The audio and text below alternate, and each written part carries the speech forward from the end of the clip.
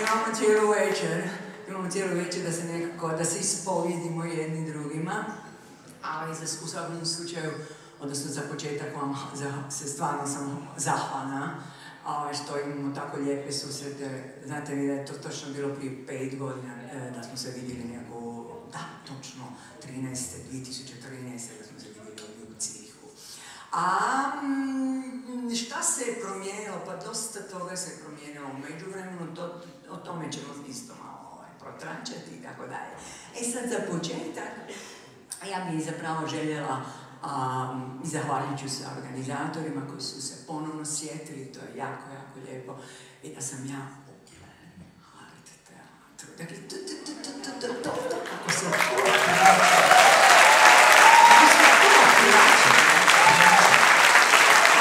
naše neke boje, taštine, tako da pa to proradi, a zapravo ti normalno ideš u Cirih, kako bi se da...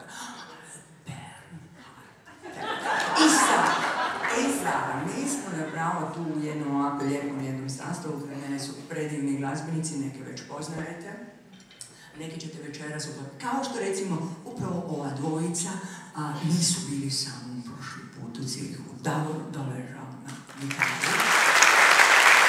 I Toni Starotni na klavijaturi.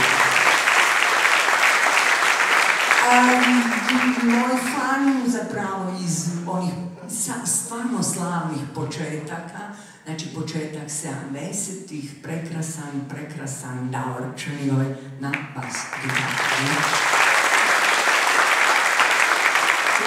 Čućete kako su neprikosnoveni. Moj prijatelj, friend Madić Strubom, uvijek korektan, a da se iša. Boris Grah. Boris Grah, to ćemo biti umjetnički. Još u Grahnu trubu. Zatim to se ne dobu. Dakle, frizuru ima iz dana u dan nekakvu drugačiju, to su sada sve nekakve farbe, nekakvi srebrni štihovi i tako dalje, ali je sjajan za gumljenima. Borna Šelca.